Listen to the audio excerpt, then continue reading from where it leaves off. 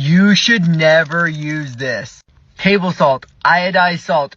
So that video went on to explain that this salt's salt. Iodized salt, Himalayan salt, Celtic salt, it's all the same. But the beginning really hooked me because he's absolutely right. You should never use table salt. It's really bad for you, regardless of the type. So what can salt do to the body? It can certainly increase your blood pressure, create stiff vessels over time.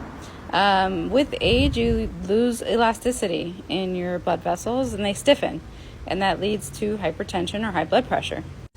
High blood pressure leads to kidney issues, issues with your eyes, heart attack. It's not good.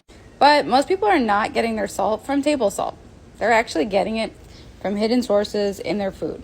It's in processed foods. For example, frozen foods have a ton of salt. Anything that comes in a box definitely has salt in it. One thing I tend to do, even in my 30s, is buy low salt items. Anything that comes in a package, I make sure that it has lower sodium. That doesn't mean low sodium. That means that it just has less than it normally would. Still could be high, but at least I'm taking a look at the package, and even as young as I am, trying to prevent blood pressure disease or hypertension. Also, anytime you eat out at a restaurant or food that you haven't cooked personally, there's probably salt in there. Probably enough salt to sustain you for an entire day. Usually in a takeout meal, there's at least 1,000 milligrams of sodium. The average American diet contains about 3,000 to 6,000 milligrams of sodium a day.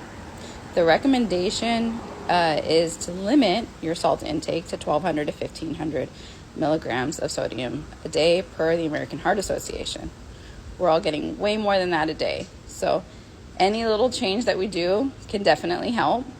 Also, right now, I was just recently asked on my checkup from my doctor's visit, hey, what are you doing to prevent your legs from swelling up? Because I'm 36 weeks pregnant. Low salt diet. It's not for everybody, but it's certainly working for me. And then I also use compression stockings intermittently as needed.